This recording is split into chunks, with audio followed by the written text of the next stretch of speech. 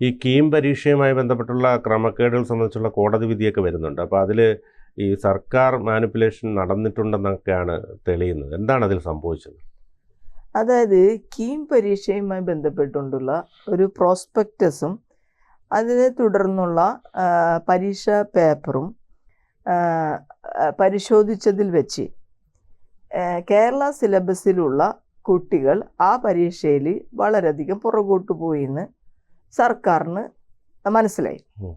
അതിൻ്റെ അടിസ്ഥാനത്തിൽ കീം പരീക്ഷയുടെ പ്രോസ്പെക്ടസിനും നേരത്തെ കൊടുത്ത ചോദ്യോത്തരത്തിൻ്റെ റിസൾട്ടിനും വ്യത്യസ്തമായി കേരള സിലബസിലുള്ള ആളുകൾക്ക് കൂടുതൽ കയറി വരാൻ കഴിയത്തക്ക വിധത്തിൽ അതിൻ്റെ പരിശോധനയിൽ മാറ്റം വരുത്തി ഈ പരീക്ഷ എഴുതി കഴിഞ്ഞതിന് ശേഷം മാറ്റം വരുത്തി ഒരു റാങ്ക് ലിസ്റ്റ് പ്രസിദ്ധീകരിക്കുകയായിരുന്നു കേരള സർക്കാർ ചെയ്തത്. ഇത് യഥാർത്ഥത്തിൽ ഈ ഇപ്പം CBSEയിലുള്ള ആളുകൾക്ക് CBSEയിലുള്ള ആളുകൾ പുറകോട്ട് പോയി. CBSEയിലുള്ള ആളുകൾ പുറകോട്ട് പോയപ്പോൾ CBSEയിലുള്ള ആളുകൾ കേസ് കൊടുത്തു.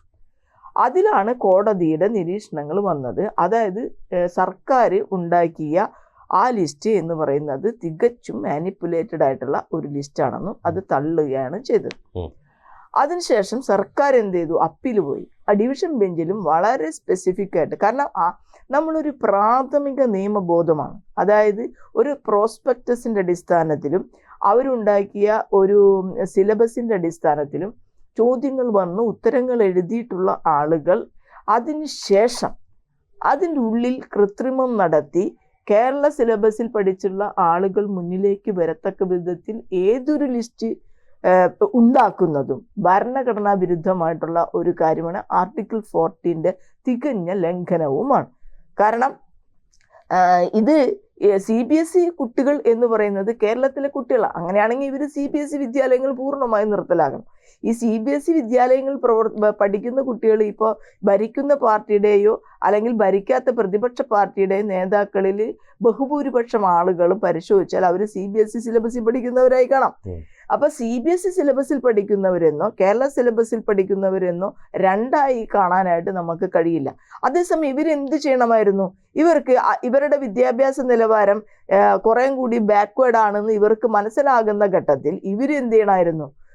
ഇവർ ആ ക്വസ്റ്റ്യൻ പേപ്പർ ഇടുന്ന സമയത്ത് തന്നെ രണ്ട് തരത്തിലുള്ള ആളുകളേക്കും അതിനെ ഫേസ് ചെയ്യാൻ കഴിയുന്ന രീതിയിൽ ഉത്തരങ്ങൾ കണ്ടെത്തി പറയാൻ കഴിയുന്ന രീതിയിൽ ആ ചോദ്യപേപ്പർ അവർ കൃത്യമായി ഉണ്ടാക്കിയിരുന്നെങ്കിൽ ഇത് യഥാർത്ഥത്തിൽ സംഭവിക്കില്ലായിരുന്നു.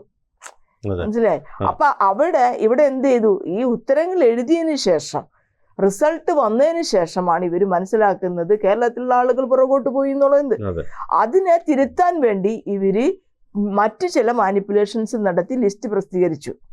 ആ ലിസ്റ്റ് പ്രസിദ്ധീകരിച്ച് ഓരോ കുട്ടിയും എൻട്രൻസ് എക്സാമിനേഷൻ എഴുതുന്ന അവർക്ക് കിട്ടണം കരുതിയിട്ടാണ്. അത് CBSE കൊടുത്ത ആളുകളാണെങ്കിലും കേരളത്തിൽ കൊടുത്ത ആളുകൾ, ഈ കേരളത്തിൽ ഇപ്പൊ ഈ എഞ്ചിനീയറിംഗ് എൻട്രൻസിൽ എഴുതുന്ന ആളുകൾ പഠിക്കുന്ന ആയിരക്കണക്കിന് കുട്ടികൾ, പ്രത്യേകിച്ച് പെൺകുട്ടികൾ, ഒരു സ്ഥലത്തും ജോലിയില്ലാതെ ഇപ്പൊ എന്താ പറയാ, ക്ലർക്കിന്റെ പരീക്ഷ +2 യോഗ്യതയുള്ള പരീക്ഷകൾ വരെ എഴുതി ബാങ്കിൽ പോകുന്നു. അങ്ങനെ എഞ്ചിനീയറിംഗ് വിദ്യാഭ്യാസത്തെ സംബന്ധിച്ച് പൂർണ്ണമായ കച്ചവടമായി മാറിയിരിക്കുകയാണ്. അതുമാത്രല്ല, കണക്ക് നന്നായിട്ട് പഠിച്ചിട്ടുള്ളത് കൊണ്ട് ബാങ്ക് ടെസ്റ്റ് ഒക്കെ എഴുതി ബാങ്കിലേക്കൊക്കെ കയറുകയാണ് ചെയ്യുന്നത്. ബാങ്കുകൾ മാത്രമല്ല, ബാങ്കുകൾ നമുക്ക് കുറച്ചും കൂടി ഉയർന്നെന്ന് വിചാരിക്കാം. LDCയുടെയും എന്തിന് വെറും എന്താ പറയാ നമ്മുടെ പ്രീ ഡിഗ്രി പ്ലസ് 10ാം ക്ലാസ്സും ഒക്കെ യോഗ്യതയുള്ള പരീക്ഷകൾ വരെ എഴുതേണ്ട ഗതികേടിലേക്ക് ആയിരക്കണക്കിന് പേർക്ക് ഒരു ജോലിയും ഇല്ലാതിരിക്കുന്ന അവസ്ഥയിലേക്ക് പല ആളുകളും അബ്രോഡ് പോയിക്കൊണ്ടിരിക്കുന്ന ഒരു അവസ്ഥയിലേക്ക് കമ്പനികൾ കേരളത്തിലും അല്ലെങ്കിൽ ഇന്ത്യയിൽ തന്നെ മെക്കാനിക്കൽ എഞ്ചിനീയറിംഗ് പഠിച്ച പിള്ളേരെ സംബന്ധിച്ച് അവർക്ക് ഒരു പണിയും കിട്ടാൻ ഒരു സാധ്യതയും ഇല്ലാത്ത നിലയാണ് കേരളം. അത് ഇനി പണി കിട്ടിയാൽ തന്നെ അതിനൊരു 10,000 രൂപ കൂടുതൽ ശമ്പളവുമില്ല. ഇങ്ങനത്തെ ഒരു അവസ്ഥയാവുമ്പോൾ കൂടുതൽ ആളുകളെ എഞ്ചിനീയർമാരാക്കിയിട്ട് പ്രത്യേകിച്ച് നമുക്കൊരു ഇതില്ല. അപ്പൊ ക്വാളിറ്റി ഉള്ളവർ തന്നെയാണല്ലോ ഒരു പരീക്ഷയിൽ കയറി വരേണ്ടത്. അപ്പൊ സർക്കാർ തയ്യാറാക്കുന്ന അല്ലെങ്കിൽ പരീക്ഷാ ബോർഡ് തയ്യാറാക്കുന്ന ആ സിലബസ് അത് കടുകട്ടിയാണ്. കേരളത്തിലെ പിള്ളേർക്ക് അത് കയറാൻ പറ്റില്ലെങ്കിൽ അപ്പോൾ അവർ പരിഹരിക്കണമായിരുന്നു. മനസ്സിലായ? ഇത് പരീക്ഷ എഴുതിയ പിള്ളേരെ അവരുടെ വിദ്യാർത്ഥികളെ സംബന്ധിച്ച് അവരുടെ റിസൾട്ട് വന്നതിന് ശേഷം അതിൽ പിന്നെ ആ ഒരു സംവിധാനത്തിൽ പിന്നെ മാനിപ്പുലേഷൻ നടത്തി ആ ലിസ്റ്റ് മാറ്റാൻ ശ്രമിക്കുക എന്ന് പറഞ്ഞത് അങ്ങേയറ്റം തെറ്റായിട്ടുള്ള നിയമവിരുദ്ധമായിട്ടുള്ള കാര്യം. ഇത്തരം പ്രവർത്തികളാണ് ഇവിടെ വലതുപക്ഷത്തിന് എന്താവുന്നത്, വടി ഉണ്ടാക്കി കൊടുക്കുന്നത് കാര്യങ്ങൾ. അപ്പൊ വിദ്യാഭ്യാസ മേഖലയിൽ അനാവശ്യമായിട്ട് നമ്മളൊരു ജനാധിപത്യപരമായും നിയമപരമായും ഇന്ന് നിൽക്കുന്ന നിയമങ്ങൾ സംരക്ഷിച്ച് അതിലൂടെ കടന്നു പോയാൽ മറ്റൊരാൾക്കും അതിലെതിര് പറയാൻ കഴിയില്ല. അവർ ചെയ്ത് ശരിയല്ലേ, അപ്പൊ പിന്നെ നിങ്ങൾക്ക് എന്താ പ്രശ്നം, നിങ്ങൾക്ക് ക്വാളിറ്റി ഉണ്ടായില്ല, നിങ്ങൾക്ക് കിട്ടിയില്ല, ഇത് ഇപ്പുറത്തും പറയാൻ പറ്റും, മനസ്സിലായേ. പക്ഷെ അതിന് മാനിപ്പുലേഷൻ നടത്താൻ സർക്കാർ ശ്രമിച്ചു എന്ന് പറയുന്നത് ആയിരക്കണക്കിന് ലക്ഷക്കണക്കിന് വിദ്യാർത്ഥികളെ ബാധിച്ചിട്ടുള്ള ഒരു കാര്യമാണ്. ഇപ്പൊ കേരളത്തിലെ കുട്ടികൾ ഇപ്പൊ അതുമായി ബന്ധപ്പെട്ടുകൊണ്ട് കേസ് കൊടുക്കാനായിട്ട് അവര് ഒരു ഗ്രൂപ്പ് ഉണ്ടാക്കിയിരിക്കുകയാണ്. അപ്പൊ അതിലെന്താ അവര് പറയാ, ഒരിക്കൽ അവരുടെ കൂടി പേര് പ്രസിദ്ധീകരിച്ച കാര്യങ്ങൾ അതെല്ലാം പരിശോധനയ്ക്ക് വിധേയമാക്കേണ്ടി വരും. അപ്പൊ ഉന്നത വിദ്യാഭ്യാസ മേഖലയിലെ ഒരു പിടിച്ചെടുക്കണം എന്ന് പറയുന്ന ഒരു രീതി ഇടതുപക്ഷവും വെക്കുന്നത് വലതുപക്ഷത്തിന് കൂടുതൽ ഗുണകരമുണ്ടാക്കുന്ന കാര്യമാണ്. അതിന്റെ ജനാധിപത്യപരമായും നിയമപരവുമായിട്ടുള്ള കാര്യങ്ങൾ നടപ്പിലാക്കി പോവുക എന്നതാണ് ഈ സർക്കാർ ചെയ്യേണ്ടത്.